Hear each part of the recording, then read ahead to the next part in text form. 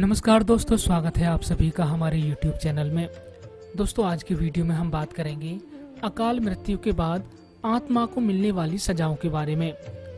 दोस्तों, वीडियो में आगे बढ़ने से पहले आप हमारे चैनल को सब्सक्राइब करें, लाइक करें और बेल आइकन को प्रेस करें, जिससे कि हमारे द्वारा बनाई गई महत्वपूर्ण वीडियो की जानकारी आपको सबसे पहले और आसानी से मिल सके।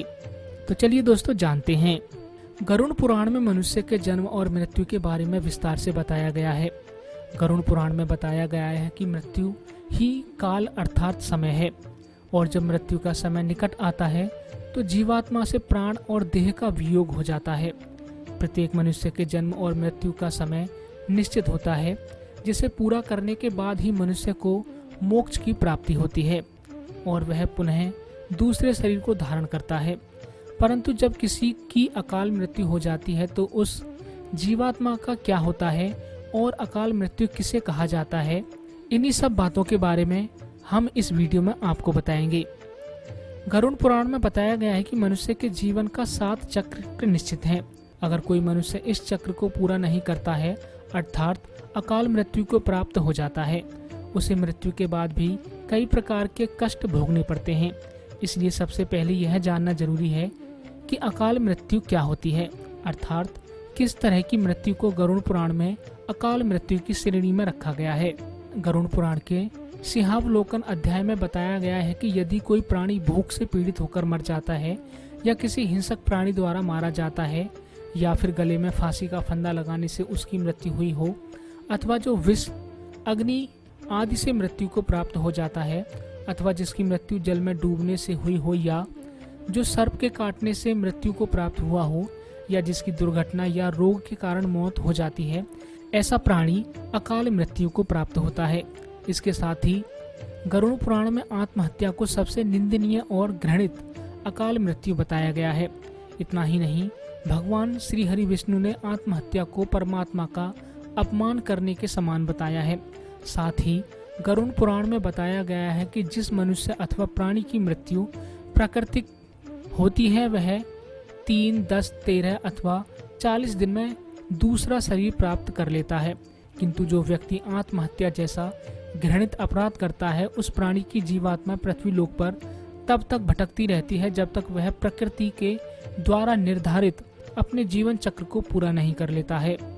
ऐसी जीवात्मा को न तो स्वर्ग लोक की प्राप्ति होती है और न ही नरक लोक की प्राप्ति होती है।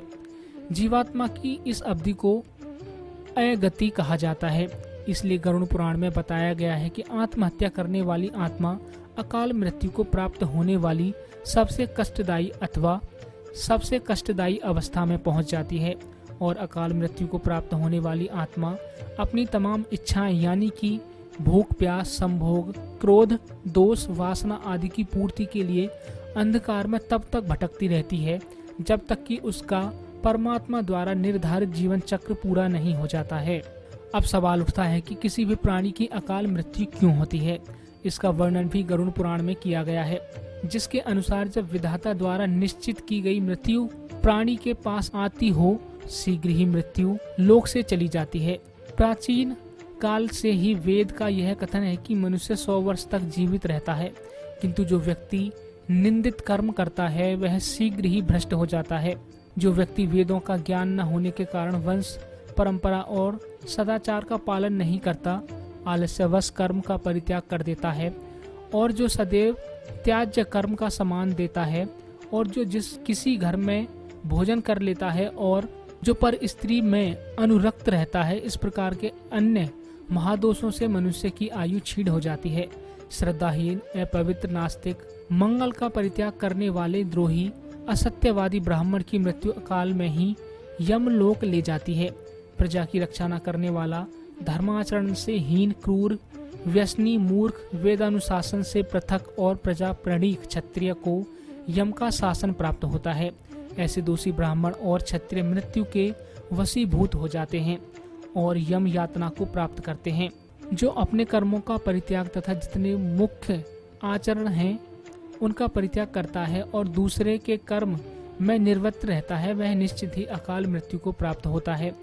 और जो शूद्र द्विज सेवा के बिना अन्य कर्म करता है, वह भी निश्चित समय से पहले यमलोक जाता है। तो दोस्तों आज आपने जाना अकाल मृत्यु क्या होती है और अकाल मृत्यु के बाद उस आत्मा को किन किन दंडों का सामना करना पड़ता है। तो दोस्तों आज की वीडियो में बस इतना ही। ऐसी ही और महत्वपूर्ण जानकारियों के लिए लाइक, सब्सक्राइब और शेयर करना ना भूलें हमारा ये चैनल।